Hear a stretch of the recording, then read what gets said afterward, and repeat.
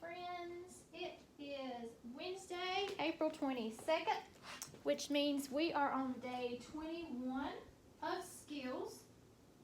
And the first thing we're going to do is go over our spelling words for this week.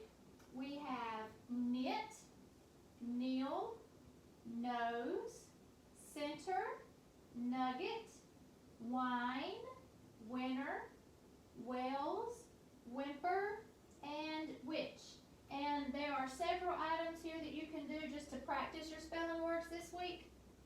You can have a parent scramble the words for you. You can write the words with your finger on your parent's back and let them guess what the word is.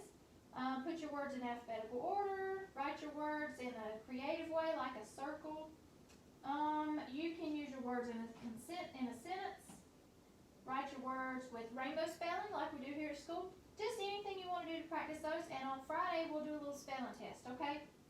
So, the next thing we have today is we are going to review pronouns. And if you can remember, when we first started talking about pronouns, we learned that pronouns take the place of nouns. Pronouns are words like he, she, we, they, it, I, and you. And I have a couple of sentences that we're going to go over. Actually, more than a couple, a few. And we're going to go over these, and the underlined parts we're going to replace with a pronoun, okay? So, we have Roger and Jack went to the zoo. And remember I said our pronouns are they, she, he, it, we, I, and you. So if we want to replace Roger and Jack with a pronoun, Roger and Jack went to the zoo, we can change that to they.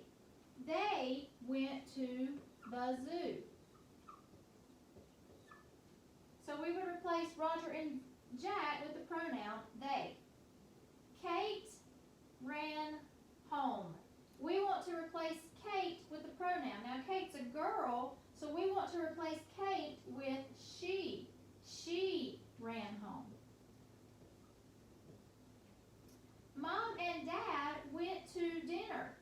Mom and Dad are our nouns that we're going to replace, and we can replace them with they. They went to dinner. The snake slithered by. And we want to replace the snake. That's the noun we're going to replace with a pronoun. So we could replace the snake with it. It slithered by. And then our bottom one, Dad and I went to the game. Now, if I'm talking about somebody and myself, then I would say we. Dad and I went to the game. Or I could replace that with we went to the game. The pronoun we. All right, let's do a little more practice. Then we'll get into our worksheets. Now, on these sentences, we're only using the pronoun I or you. We're only using the pronoun I or you on these sentences. So, this says, Reese asked her mom, can blank have a snack? So, we are replacing Reese with a pronoun. What do you think we would replace it with, I or you? If Reese asked her mom, then she probably said, can I have a snack? So, we will replace Reese with I, because she's asking for herself. Reese asked her mom, can I have a snack? Mom said, yes, Reese, blank can have a snack. We're still replacing Reese. We're using a pronoun for Reese. So Mom probably said, yes, Reese, you can have a snack. Because if Mom had said, yes, Reese, I can have a snack, then Mom would have got the snack and Reese wouldn't have got one. Okay? So if you're ever in doubt, you can use both to see which one works the best. Bill asked Fred, do blank have a pen? So if Bill is asking Fred,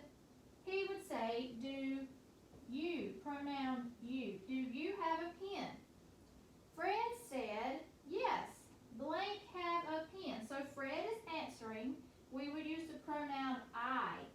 Fred said, yes, I have a pen. All right? Okay, I want you guys to turn in your kitty cat book to page 23.4. So find page 23.4 in your kitty cat book. It looks like this.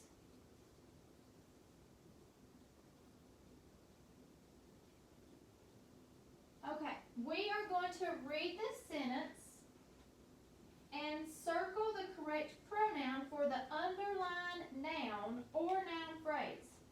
So the underlined part in each sentence is the part we're going to pick the pronoun to take its place, okay? So number 1 says, Sam and Pat ran a race. Would we say, we ran a race, she ran a race, or they ran a race? We're talking about two people, Sam and Pat, so it would be they. They ran a race. Number 2, Jim is knitting a scarf for me. We are replacing Jim with a pronoun. Would we say, we is knitting a scarf for me, he is knitting a scarf for me, or it is knitting a scarf for me? I think we all know that Jim is definitely a he. He's not a we or an it. All right, number 3, Mom and Dad went dancing. We are replacing the words Mom and Dad with a pronoun. Mom and Dad went dancing. Would we say, she went dancing, they went dancing, or we went dancing? We would definitely say they. There we go. All right, number 4. The mouse ran and hid. We are replacing the mouse with a pronoun, okay? Would we say it ran and hid, he ran and hid, or we ran and hid? We don't know if the mouse is a boy or a girl. If we knew it was a boy mouse, we could say he, but we don't know. It could be a girl mouse. So in this case, we would replace the mouse with it. It ran and hid. All right, I want you guys to do number 5 and 6 all by yourself. Kate dressed up like a princess. You are replacing Kate with a pronoun. Would it be they, she, or we? You guys circle the right answer. I'm not going to circle it this time. And then number 6, Jake and I. Okay? Jake and I. Jake and I solved a math problem. Would you say we solved a math problem, he solved a math problem, or they solved a math problem? Remember it says Jake and I, so I would be talking about myself. If you read it, you would be talking about yourself. So you're going to replace Jake and I with we, he, or they. All right. Moving right along, we have a reader story today that you actually have in your kitty cat book. So I want you guys to find page 21.3. I'll write that up here.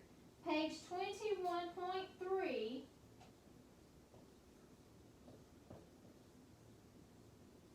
is where you'll find the frog jumping contest, and it looks like this. See if I can make that a little more clear. There we go. 21.3. All right, let's read this together. You can follow along with your reader finger, okay? The frog jumping contest. There is a frog jumping contest at the park this week, too. Did you get a frog for the contest? Ken asks. Grace nods. She sticks her hand in her bag and grabs her frog. The frog sits on her fingers. Cool, Ken says. What's his name? It's a she, says Grace. Her name is Hopper. I got one too, says Ken.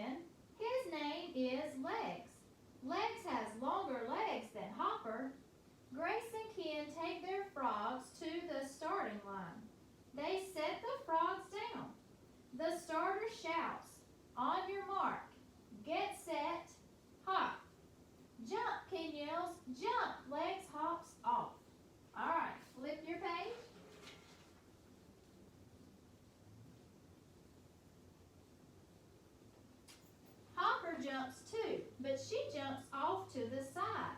No, Hopper, Grace yells. She runs and grabs her frog.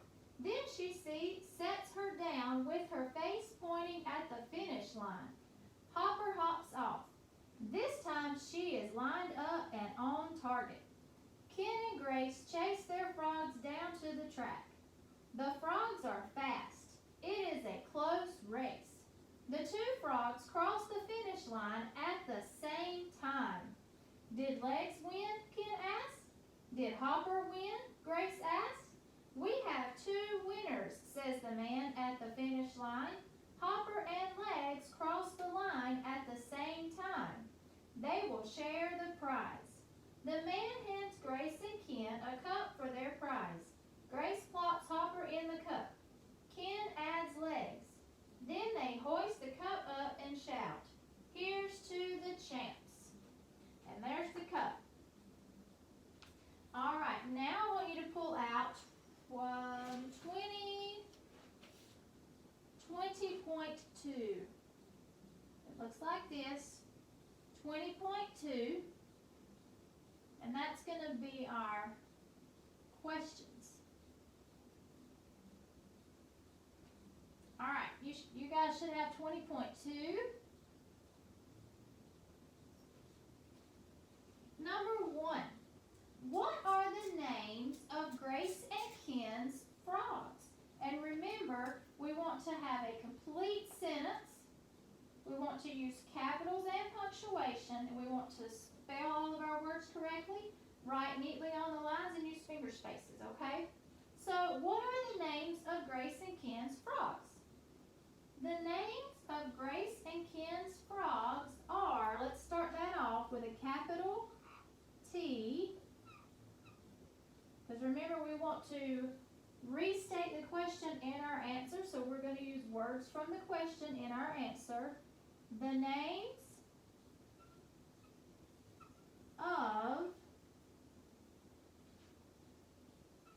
Grace and Ken's frogs, capital G for Grace because that's a name, and Ken's, capital K for Ken because that's his name.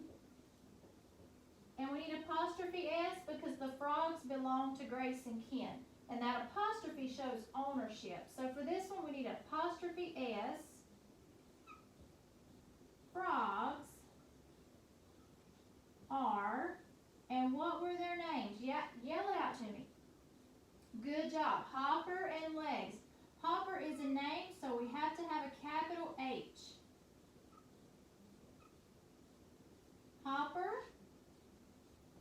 And Legs is a name, so that needs a capital L. Hopper and Legs, and we need a period at the end. All right, what are the names of Grace and Ken's frogs? We used the names of Grace and Ken's frogs. We used all those words in our sentence, so we definitely restated the question in our answer. The names of Grace and Ken's frogs are Hopper and Legs. We had to have several capital letters in this sentence because we started with a capital. Grace, Ken, Hopper, and Legs all need capitals because those are names. We used punctuation. We wrote neatly and used finger spaces. And we restated our question and our answer. So that's a good answer. All right, number 2. What happened to Hopper at the start of the race? So what happened to Hopper? Do you remember? You can look back at your paper if you want to. If we look back at our paper, at our story, we know that Hopper jumped off to the side at the start of the race. So Hopper got a little bit off track.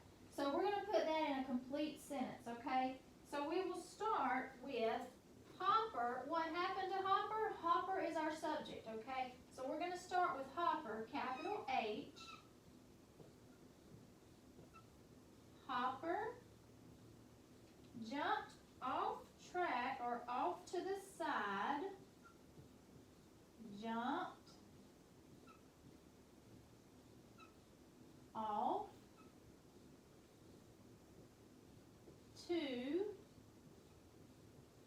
the side